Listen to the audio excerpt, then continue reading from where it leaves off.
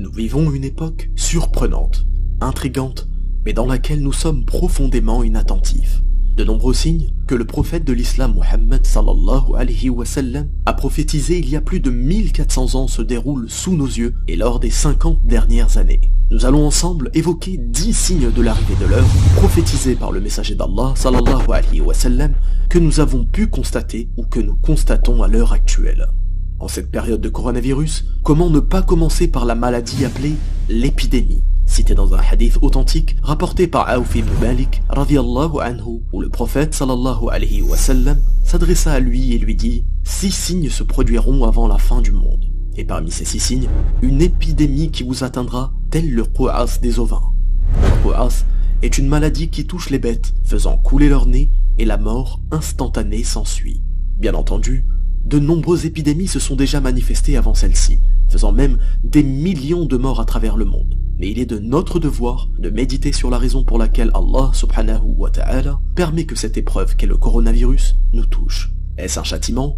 Une miséricorde? La réponse est très simple et se trouve dans le récit rapporté par Aïcha radiyallahu anha, épouse du prophète sallallahu alayhi wa sallam, qui dit « J'interrogeai l'envoyé d'Allah concernant la peste, et il me répondit que c'était une punition qu'Allah envoyait à qui il voulait. Mais Allah avait aussi fait de ce fléau une source de miséricorde envers les croyants. Le croyant qui, tout en étant atteint par la peste, reste dans son pays, patient et confiant, convaincu qu'il ne sera touché que par ce qui lui a été destiné, aura une récompense égale à celle d'un shahid. Il faut donc revenir vers le seul par qui advient la guérison, Allah subhanahu wa ta'ala.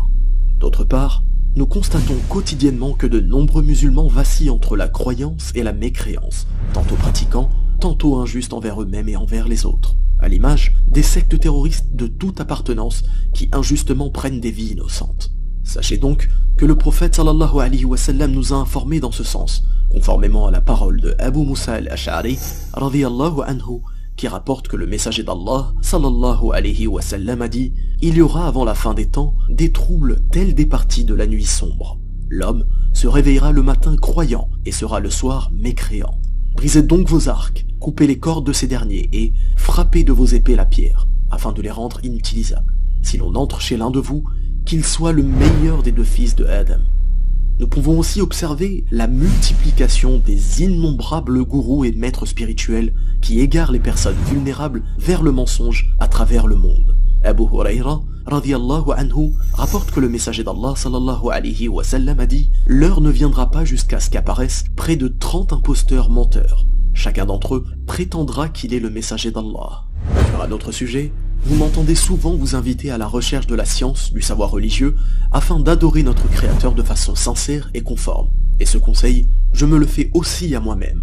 Il peut arriver de questionner un musulman sur des sujets simples qui concernent sa foi, sans que celui-ci ne puisse y répondre. Sachez donc que le meilleur des hommes, sallallahu alayhi wa sallam, avait prophétisé cette période que nous vivons, selon la parole d'Anas ibn Malik, radiyallahu anhu, qui rapporte que le prophète sallallahu alayhi wa sallam a dit « Parmi les signes de l'heure est que le savoir disparaisse et que l'ignorance s'installe. » Aussi, Anas radiyallahu anhu rapporte que le messager d'Allah sallallahu alayhi wa sallam a dit « Il y aura dans ma communauté des gens qui rendront licite la fornication. » Et nous observons continuellement la banalisation de l'obscénité et la banalisation de l'irrespect de la femme, le fait de lui proposer une liberté illusoire qui en réalité la renferme sur des contraintes physiques pesantes et injustes.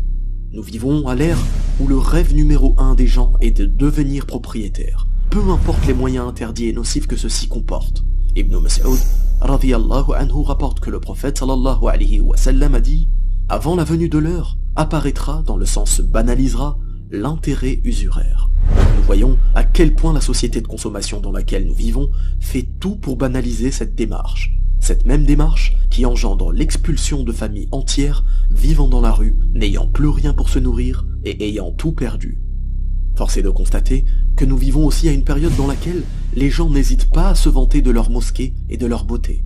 Anas radiyallahu anhu rapporte que le messager d'Allah sallallahu alayhi wa sallam a dit « L'heure ne viendra pas jusqu'à ce que les gens rivalisent de beauté par rapport aux mosquées. » Autre type de concurrence, dans le célèbre hadith Jibril, le prophète sallallahu alayhi wa sallam nous informe qu'un des signes de l'heure est que les gardiens de troupeaux se concurrenceront dans la construction de hautes habitations.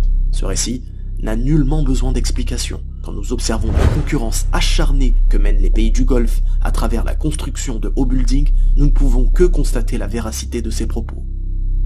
Qui d'entre nous n'a jamais dit « comme le temps passe vite » Abu Huraira radiyallahu anhu rapporte que le messager d'Allah sallallahu alayhi wa sallam a dit « L'heure ne viendra pas jusqu'à ce que le temps se rétrécisse, de sorte que l'année devienne comme un mois, le mois comme une semaine, la semaine comme un jour, le jour comme une heure, et une heure comme le temps que met une feuille de palmier à brûler. » Enfin, montres connectées, intelligence artificielle, décryptage de la communication entre les dauphins et autres animaux nous prouvent que cette époque est bien celle prophétisée dans le hadith suivant.